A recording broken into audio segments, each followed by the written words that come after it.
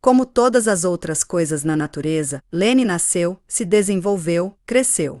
Quando Vladimir Ilyich me observou deslizando o olhar sobre uma coleção de seus artigos escritos no ano de 1903, que recentemente haviam sido publicados, um sorriso malicioso surgiu em seu rosto e ele comentou com uma risada: "É muito interessante ler que nós éramos um bando de estúpidos." Entretanto, eu não tenho aqui a intenção de comparar o formato do crânio de Lenin nas idades de 10,20 ou 30, com o crânio do homem que presidiu sobre as sessões do Comitê Central do Partido ou dos comissários do Conselho dos Povos.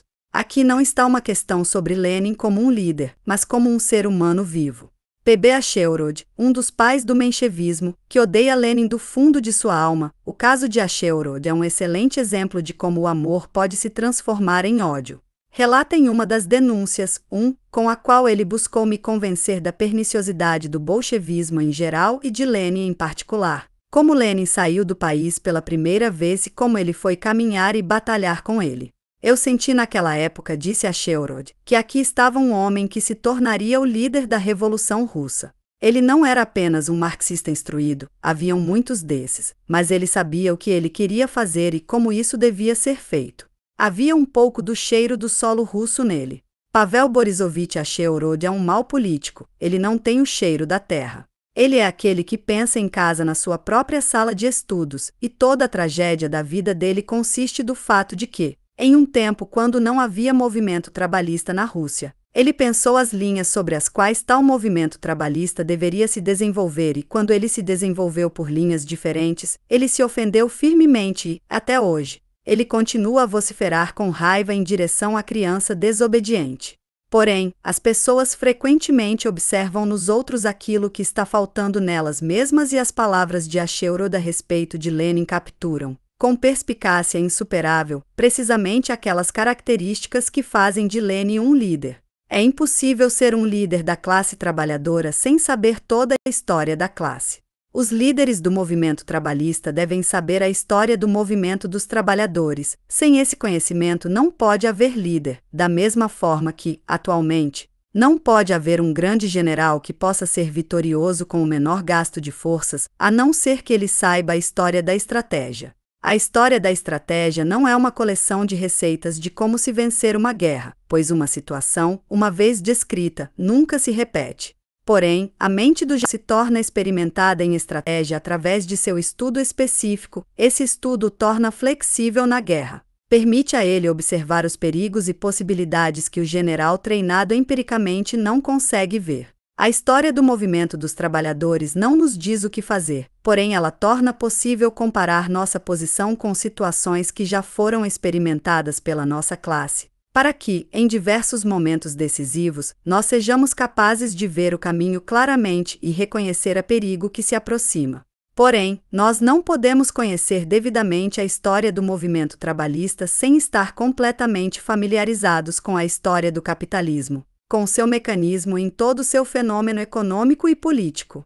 Lenin conhece a história do capitalismo assim como apenas alguns dos pupilos de Marx conhecem. Não é simplesmente o conhecimento da palavra escrita, nesse quesito o camarada Riazanov poderia dar a ele 5 pontos por onde começar. Mas ele refletiu sobre a teoria de Marx como ninguém mais fez. Por exemplo, tomemos o pequeno panfleto que ele escreveu no momento de nosso conflito com o movimento sindicalista. Nele ele chama Bukharin de um sindicalista, um eclético e um grande pecador em vários outros aspectos. Esse panfleto polêmico contém algumas linhas dedicadas à diferença entre dialética e ecletismos, linhas que não são citadas em nenhuma coleção de artigos sobre materialismo histórico, mas que dizem mais sobre ele do que capítulos inteiros de livros muito mais longos. Lenin aprendeu e refletiu independentemente a teoria do materialismo histórico de um modo que ninguém mais conseguiu fazer, pela razão de que ele o estudou com o mesmo objeto em vista pelo qual Marx foi influenciado ao criar a teoria.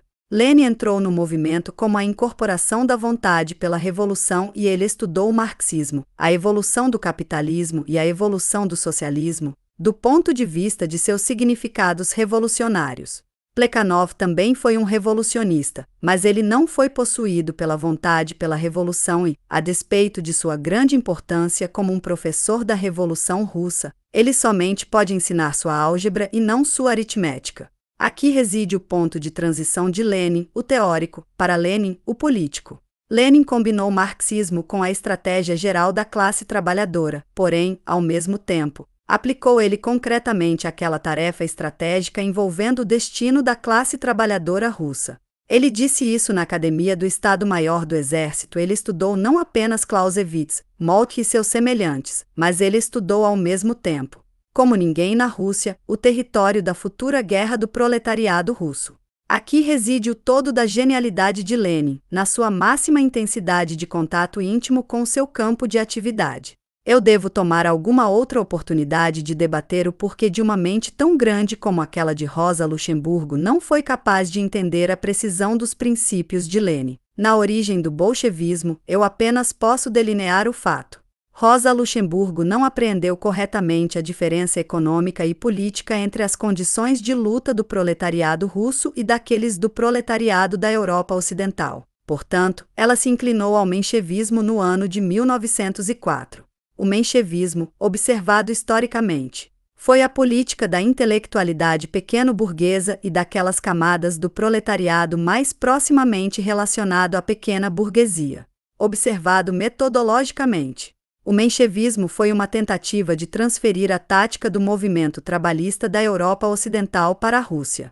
Se nós lermos um artigo de Acheurod ou Martov sobre a independência de desenvolvimento na classe trabalhadora, que deve aprender a andar com as próprias pernas, ele parece extremamente plausível e contundente para qualquer um que cresceu no movimento trabalhista da Europa Ocidental. Eu me lembro muito bem que, quando eu me tornei familiar com as polêmicas social-democratas russas durante a Primeira Revolução, mas ainda não estava familiar com a realidade russa concreta, eu não conseguia compreender como alguém poderia negar tais verdades elementares. Nada faltava a esse plano magnífico exceto os pré-requisitos para a aplicação de suas táticas, e hoje está historicamente provado que todos os discursos dados pelos mencheviques sobre a independência do movimento trabalhista, na realidade, eram apenas discursos sobre a necessidade do leve movimento trabalhista russo se subordinar à burguesia russa. Hoje, é muito interessante ler a controvérsia sobre o famoso parágrafo 1º do Estatuto do Partido, o parágrafo que levou à cisão de linhas do Partido Social Democrata em bolcheviques e mencheviques. Naquele momento, a demanda de Lenin, que apenas membros das organizações ilegais fossem contados como membros do partido, pareceu altamente sectária. Porém, qual era realmente o ponto em questão? Lenin buscou prevenir que as ideias confusas de certos intelectuais determinassem a política do Partido do Trabalho. Antes da Primeira Revolução, qualquer médico ou advogado descontente que acontecia de ter lido Marx se considerava como social-democrata, apesar de que no fundo ele era apenas um liberal. Mesmo quando eles entravam em uma organização ilegal, mesmo quando eles haviam rompido com seu modo de vida pequeno-burguês. A história mostra que muitos intelectuais também permaneceram liberais no fundo de suas almas. Porém, a limitação do partido a tais pessoas que estavam dispostas a encarar os perigos de pertencer a uma organização ilegal tinha, indubitavelmente, a vantagem de diminuir o perigo da ascensão burguesa no Partido do Trabalho e permitia o raio revolucionário emanando da classe trabalhadora penetrar as organizações do partido, por mais que estivesse preenchido com elementos intelectuais. Porém, para ser capaz de apreender isso, para estar preparado até mesmo para rachar o partido a respeito disso, era necessário estar ligado tão proximamente com as realidades russas quanto estava Lenin, em sua qualidade de marxista russo e revolucionista russo. E isso não estava totalmente claro para muito bons marxistas nos anos de 1903 e 1904. Isso se tornou claro o suficiente a partir do momento quando Acheurod começou a misturar a luta de classes do proletariado contra a burguesia russa com a famosa campanha agrária. Isto é, com a aparição de trabalhadores em banquetes liberais com o propósito duplo de conhecer a burguesia e de se tornar cheio de ódio contra a classe capitalista, que, como é bem sabido, nunca havia visto a classe trabalhadora. exceto no banquete. Além disso, os capitalistas deveriam assim ser educados na compreensão da necessidade de expandir os interesses nacionais gerais. O modo de Lenin conhecer a realidade russa é outro ponto no qual ele difere de todos os outros que esticaram suas mãos em direção ao cetro da liderança sobre o proletariado russo. Ele não apenas conhece a realidade russa, ele também vê e sente ela, em cada ponto de virada na história do partido. E especialmente no momento quando nós tomamos o poder e o destino de 150 milhões de pessoas dependeu das decisões do partido. Eu sempre me surpreendi com o estoque de Lenin do que os ingleses chamam de senso comum. Pode ser destacado que, quando nós estamos falando de um ser humano sobre quem nós estamos convencidos de que seu semelhante não irá aparecer por um século, elogiar o senso comum dele é apenas um cumprimento pobre, mas é justamente nisso que a grandeza dele como um político reside. Quando Lenin tem que decidir sobre uma questão importante, ele não pensa sobre categorias históricas abstratas, ele não pensa sobre aluguéis de terrenos, sobre valores de excedentes, absolutismo ou liberalismo, ele pensa sobre Sobakevich, sobre Gessen, sobre Sidor da província de Tver, sobre o trabalhador Putilov, sobre o policial nas ruas e ele pensa sobre o efeito da medida sobre o Mujik Sidor e sobre o trabalhador Onufria, como portadores da revolução. E eu nunca esquecerei minha conversa com Ilitch antes da conclusão da paz de Brest-Litovsk. Cada argumento que nós trouxemos contra a conclusão do Brest-Litovsk ricochetearam nele como ervilhas em uma parede. Ele empregou o argumento mais simples: uma guerra não pode ser conduzida por um partido de bons revolucionistas que, tendo agarrado a própria burguesia pelo pescoço, não é capaz de fechar uma barganha com a burguesia alemã. Os mujiques devem continuar a guerra. Mas você não vê que os mujiques votaram contra a guerra? Lenin me perguntou. Com licença, quando e como eles votaram contra ela? Eles votaram com os pés, eles estão fugindo do fronte. E, para ele, aquilo resolvia o assunto. Que nós não seríamos capazes de entrar em acordo com o imperialismo alemão, isso Lenin sabia tão bem quanto todos os demais. Mas quando ele falou em favor da pausa para repouso de Brest, ele não escondeu das massas por um único momento os sofrimentos que estavam fadados a se seguir. Porém, ela não era pior do que o esfacelamento imediato da Revolução Russa. Ela nos deu uma sombra de esperança, uma pausa para repousar, mesmo que apenas por alguns meses, e esse foi o momento decisivo. Era necessário que o mujik devesse tocar com suas mãos a terra que a revolução havia dado a ele, era necessário que ele fosse confrontado com o perigo de perder a sua terra, pois então ele defenderia ela. Tomemos outro exemplo.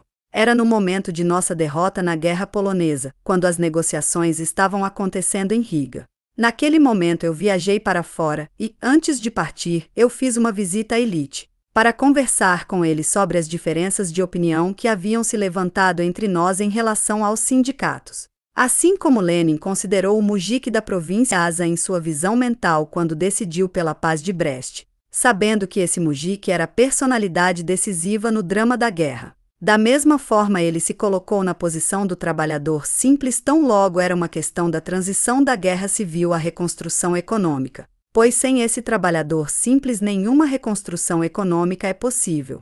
Como ele pôs a questão diante de si?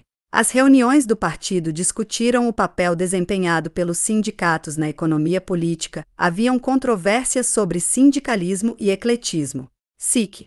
Porém, o que Lenin viu era o trabalhador vitimizado, suportando sofrimentos inauditos e indescritíveis, e agora convocado para reconstruir a economia política. Que a reconstrução econômica era uma necessidade imperativa, que nós tínhamos que reunir todas as nossas forças e que nós tínhamos o direito de convocar a classe trabalhadora a tomar parte nesse trabalho. Tudo isso aparecia incontestavelmente para ele, mas era uma questão de se nós devíamos começar com isso imediatamente.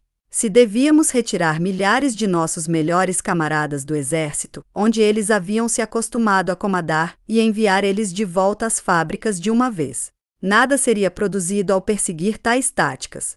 Eles devem descansar, eles estão muito cansados. Esse foi o argumento decisivo de Lenin. Ele viu diante de si o trabalhador russo real, como ele era no inverno de 1921, e ele sentiu o que era possível e o que era impossível. Marx, na introdução de sua crítica da economia política, afirma que a história só se propõe às tarefas que ela pode cumprir. Isso significa, em outras palavras, que somente aquele que apreende quais tarefas são capazes de se cumprir historicamente em um dado momento, e que não luta pelo desejado, mas pelo possível, pode se tornar instrumento da história. A grandeza de Lenin reside no fato de que ele nunca se permite cegar por uma realidade quando ela está em processo de formação, por qualquer fórmula preconcebida, e que ele tem a coragem de jogar a fórmula de ontem ao mar tão logo ela perturba sua compreensão dessa realidade. Antes da nossa tomada do poder, nós emitimos, como revolucionários internacionalistas, o lema da paz dos povos contra a paz dos governos. E, repentinamente, nós nos encontramos na posição de um governo dos trabalhadores, cercado por povos que ainda não tinham tido sucesso em derrubar seus governos capitalistas. Como nós podemos concluir uma paz com o governo Hohenzollern? Foi uma pergunta colocada por muitos camaradas. Lenin respondeu maliciosamente: vocês são piores que galinhas. Uma galinha não consegue se decidir sobre cruzar um círculo desenhado ao redor dela com giz.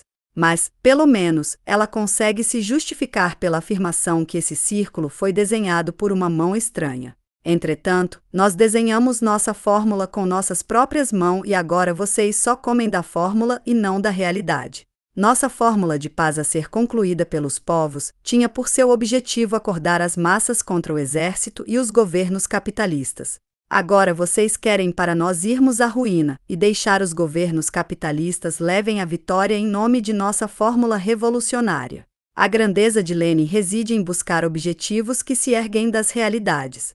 Nessa realidade, ele vê um poderoso corcel, que irá carregar ele até seu objetivo, e ele se deixa a cargo dele. Porém, ele nunca se abandona aos seus sonhos. Isso não é tudo. O gênio dele contém outro traço. Depois dele se propor um objetivo certo, ele busca pelos meios que levam aos seus objetivos por meio da realidade. Ele não se contenta com fixar seus objetivos, ele pensa concretamente e completamente todo o necessário para se alcançar esse objetivo. Ele não apenas desenvolve um plano de campanha, mas toda a organização da campanha ao mesmo tempo. Nossos organizadores, que são somente organizadores, frequentemente riam de Lenin como um organizador. Qualquer um vendo como Elite trabalha em casa, em seu quarto ou no Conselho dos Povos, comissários, pode pensar que é impossível encontrar um organizador pior. Ele não apenas não tem uma equipe de secretários para preparar seu material, mas, até agora, ele nem mesmo aprendeu a ditar para um estenógrafo e olha para a caneta com que ele escreve. De forma semelhante a que um mujique do distrito Dom olha para o primeiro carro motorizado que ele vê. Entretanto, mostre-nos, em todo o partido, um único indivíduo capaz de realizar dentro de décadas esta ideia central sobre a reforma do nosso aparato burocrático. Apesar dessa reforma ser inevitável se nós não quisermos que o mujique, indignado contra a oficialidade, comece a rugir. Todos nós conhecemos nosso aparato burocrático. Todos nós clamamos contra o estado escandaloso das coisas designadas pelo camarada Steklov, editor-chefe do Izvestia. Com toda a delicadeza de um órgão semi-oficial, ligeiros defeitos no mecanismo soviético. Porém, qual dos nós líderes partidários se colocou a pergunta: a nova política econômica criou uma nova base para uma aliança entre o proletariado e o campesinato. Como nós iremos prevenir que a burocracia destrua essa aliança? Mas o grande político do proletariado russo, impedido por sua doença de realizar sua rotina diária, pensou sobre a questão central da organização do Estado e desenvolveu o plano de luta com décadas de avanço. Porém, esse é apenas o esboço preliminar, os detalhes são dependentes da confirmação pela experiência. Mas quanto mais atenção nós devotamos a esse esboço superficial, mais claramente nós vemos que na personalidade de Lenin o grande político e o grande organizador político estão combinados. Como tudo isso acontece de estar combinado nele, somente Deus sabe. O camarada Stefanov e a Comissão para Combater a Religião, me desculpem gentilmente. A história tem seu próprio aparato para destilar conhaque, e nenhuma tcheca pode detectar ela. A burguesia alemã não conseguiu unir a Alemanha e, em algum lugar, em uma pequena granja de terra, a história colocou uma de suas máquinas em ação, e com a ajuda de Deus ou do diabo, isto é, por trabalho molecular, ela criou Bismarck, que então cumpriu a tarefa. Se nós lermos os primeiros relatórios dele, se seguirmos sua política passo a passo, Nós somos obrigados a nos perguntar como foi possível para um senhor de terras possuir tal compreensão sobre toda a realidade europeia. O mesmo pensamento surge toda vez que nós pensamos sobre a história do partido, a história da revolução e elite. Por 15 anos nós observamos enquanto esse homem estava lutando a respeito de cada vírgula nas resoluções contra todo ismo, inventado durante os últimos 25 anos, desde o cavostismo ao empiriocriticismo. SIC. Para Lenin, todos esses ismos sempre foram uma incorporação de algum inimigo real existente ou nas classes exteriores ou na classe trabalhadora, mas em todo caso na realidade.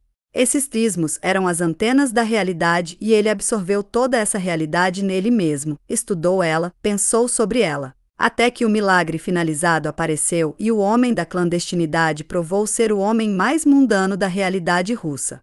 A história não oferece outro exemplo de tal transição de revolucionista subterrâneo a estadista. Essa combinação de características de líder teórico, político e organizador fez de Lenin o líder da Revolução Russa. E que esse líder deva ser o único líder universalmente reconhecido como líder, o toque humano foi necessário, a dualidade que fez de Lenin o amado herói da Revolução Russa. Ele mesmo tenta nos convencer que o homem requer a verdade absoluta, o que é uma inverdade na formulação individualista de Ibsen. Para muitas pessoas a verdade é mortal, ela é mortal até mesmo para muitas classes. Se a burguesia apreendesse a verdade sobre ela mesma e fosse permeada com essa verdade, ela já teria sido derrotada. Pois quem pode continuar a lutar quando a verdade da história diz a ele que ele não está apenas condenado à morte, mas que seu corpo será lançado no esgoto? A burguesia está cega e muda para o seu destino. Porém, uma classe revolucionária precisa da verdade, pois a verdade é o conhecimento da realidade. E não é possível dominar a realidade sem conhecer ela. Nós formamos uma parte dessa realidade, a classe trabalhadora, o Partido Comunista. E é apenas se nós formos capazes de julgar nosso poder e nossa fraqueza que nós poderemos julgar as medidas a serem tomadas para assegurar a vitória final. Lenin diz ao proletariado a verdade, e apenas a verdade, não importa o quão deprimente ela seja. Quando os trabalhadores ouvem ele falando, eles sabem que não existe uma frase única em seu discurso. Ele ajuda a nos informar sobre a realidade. Em um momento eu estava vivendo em Davos com um trabalhador bolchevique que estava morrendo de tuberculose pulmonar.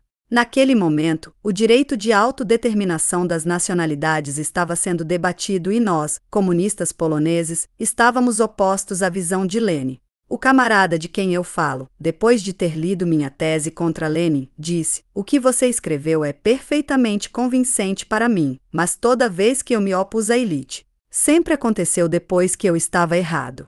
É assim que os funcionários líderes do partido pensam, e esta é a razão para a autoridade de Lenin no partido, mas os trabalhadores não pensam assim.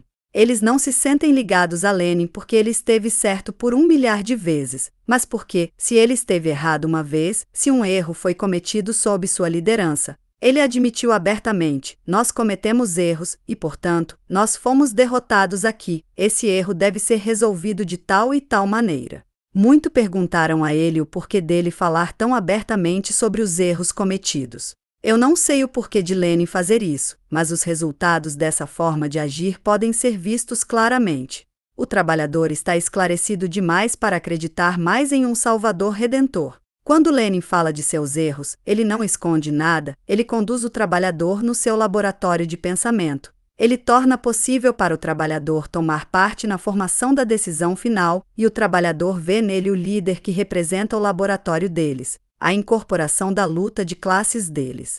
Uma grande classe, que em si precisa da verdade absoluta, ama com todo o seu coração um líder que é ele próprio um ser humano amante da verdade, alguém que conta a verdade sobre si.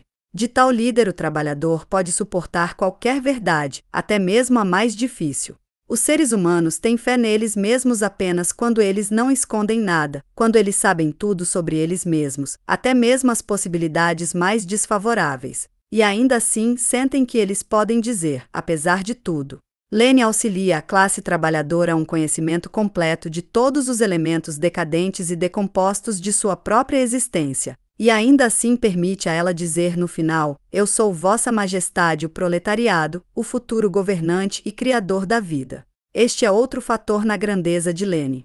Nesse dia do 25 graus aniversário do partido, que não apenas carrega a responsabilidade pelo destino de um sexto do globo, mas que é ao mesmo tempo a principal alavanca da vitória do proletariado, os comunistas russos e todo revolucionista entre os proletariados de todos os países estão cheios com o pensamento e o desejo de que esse Moisés, que liderou os escravos da terra da escravidão, possa passar conosco para a terra prometida.